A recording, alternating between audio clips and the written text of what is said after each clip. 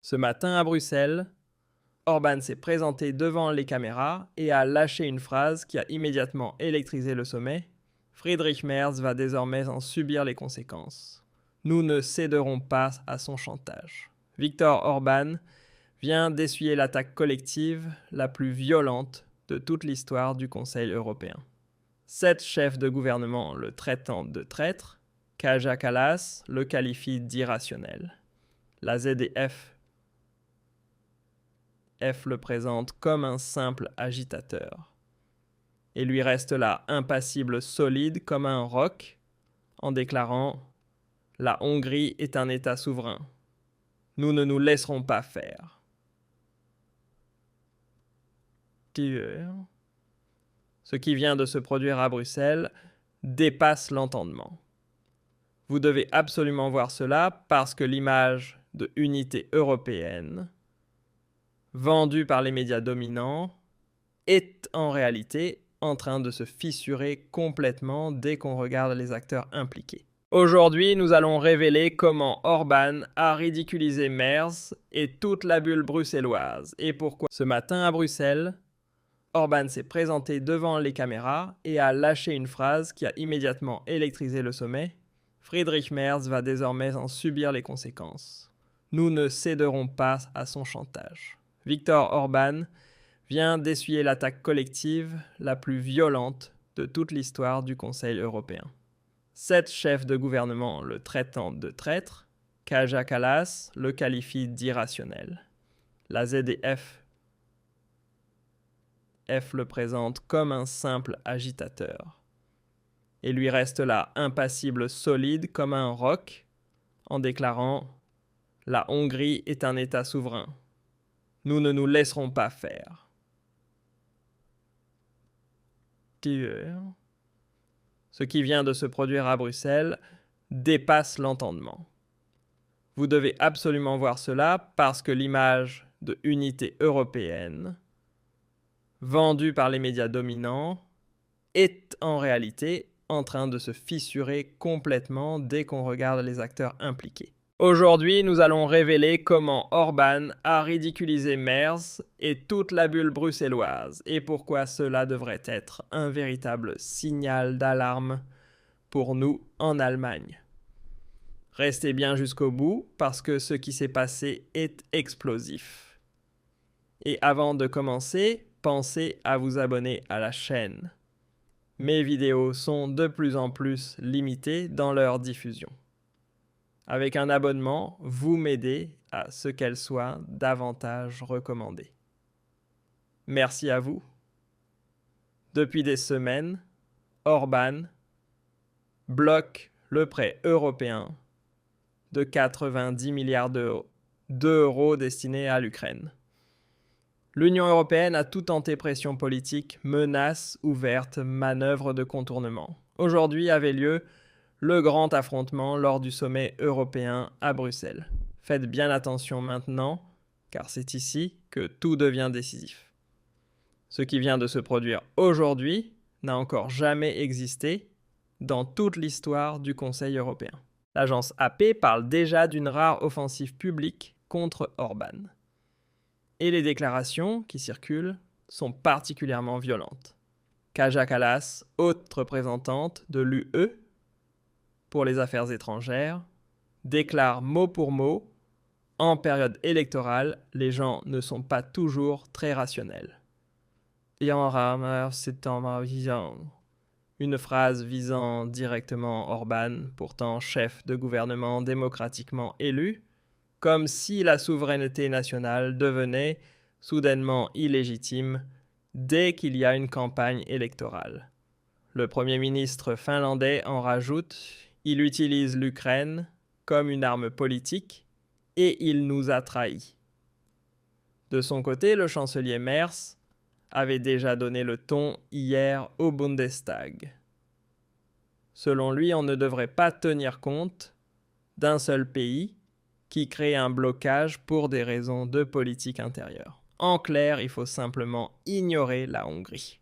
Du Merz tout cracher, suivre la ligne de Bruxelles plutôt que défendre les intérêts allemands. Et comme si cela ne suffisait pas, la ZDF ose Titré sérieusement « Iran-Ukraine est un pays perturbateur », un chef de gouvernement démocratiquement élu qui utilise pourtant un droit de veto inscrit dans les traités européens serait donc un simple fauteur de troubles. Ce n'est plus du journalisme neutre, c'est de la propagande assumée.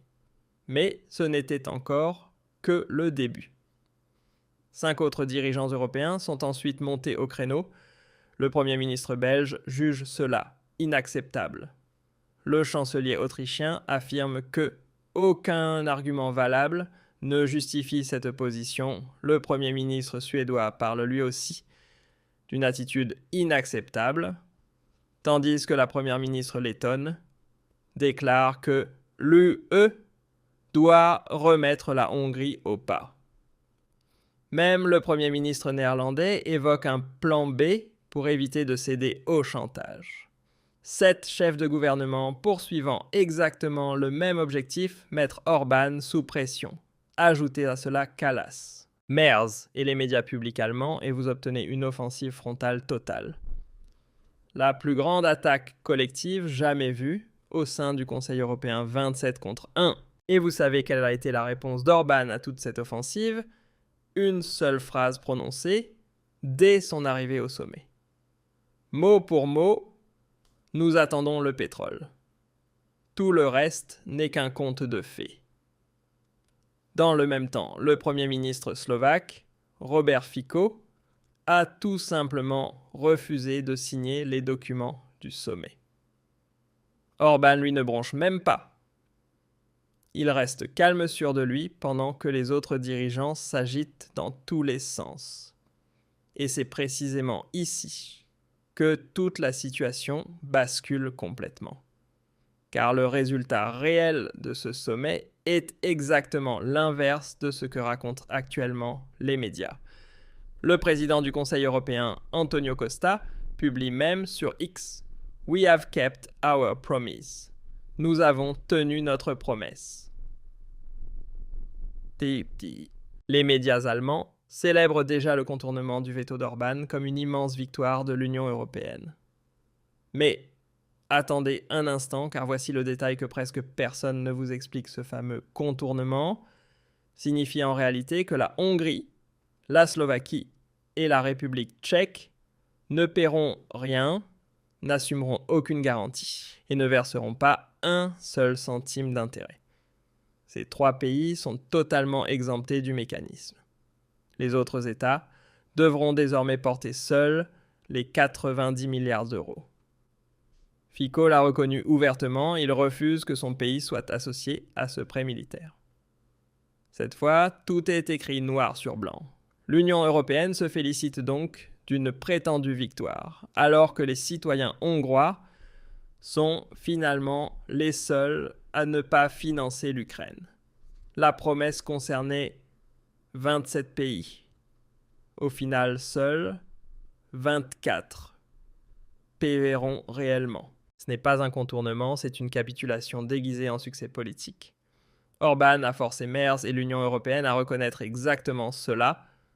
La Hongrie ne paiera pas. Les citoyens hongrois sont protégés. Tandis que nous, Allemands, en tant que principal contributeur net, devront supporter la plus grosse part de la facture, environ 700 millions d'euros d'intérêts par an, selon certaines estimations. Et la situation devient encore plus embarrassante pour Merz. Son grand projet de prestige pour ce sommet consistait à saisir les 210 milliards d'euros d'avoirs russes gelés afin de les utiliser comme garantie pour un futur crédit de reconstruction. Son fameux plan maître, un échec total. La France bloque par peur de représailles économiques. La Belgique refuse à cause des demandes de garanties illimitées. Et l'Italie bloque elle aussi. Les Nachdenkseiten parlent déjà d'un sommet catastrophique pour Merz. Et comme si cela ne suffisait pas, le conflit entre Merz et Macron sur la question des euro-obligations devient lui aussi de plus en plus ouvert. Le fameux moteur franco-allemand de l'Union européenne tousse désormais sérieusement quand il n'est pas tout simplement à l'arrêt. L'ironie de la situation est presque incroyable, l'homme qui affirmait encore hier au Bundestag qu'il ne fallait pas laisser un seul pays, comme la Hongrie, dicter la ligne européenne, se retrouve maintenant bloqué par ses propres alliés. Ce n'est pas Orban qui a stoppé Merz, mais la France, la Belgique et l'Italie. Et cela révèle l'état réel de cette Union européenne. Une union divisée, affaiblie et enfermée dans ses propres contradictions idéologiques. Pendant que Bruxelles concentre toute son énergie à attaquer Orban Ursula von der Leyen. Elle-même publie des chiffres alarmants, prix du gaz, plus 50%, prix du pétrole, plus 20... 7%. En seulement 10 jours, cela représente 3 milliards d'euros de coûts supplémentaires pour les contribuables européens, soit environ 300 millions par jour. Et quelle est la réponse de l'Union européenne face à cette crise énergétique? Un plafonnement du prix du gaz que l'Allemagne refuse catégoriquement, accompagné d'une réforme du système ETS qui divise profondément les États membres. 10 pays réclament des changements immédiats, tandis que 7 autres veulent maintenir le système actuel. Dans le même temps, les réserves de gaz européennes sont tombées à une moyenne de seulement 29%, le niveau le plus bas depuis l'hiver précédant l'invasion. Les Pays-Bas ne sont plus qu'à 9%, tandis que l'Allemagne et la France voient elles aussi leur stock diminuer dangereusement. Et pendant ce temps-là, Orban agit immédiatement. Il impose un plafonnement des carburants, 595 forints le litre d'essence, soit environ 1 euro, et un diesel limité à 615 forints. En parallèle, des réserves stratégiques sont débloquées. Pendant que les citoyens hongrois paient autour de 170 euros le litre, dites-moi dans les commentaires combien vous payez actuellement à la pompe. Chez nous, hier encore, le diesel atteignait 2 euros, 74 plus cher que le sans-plomb.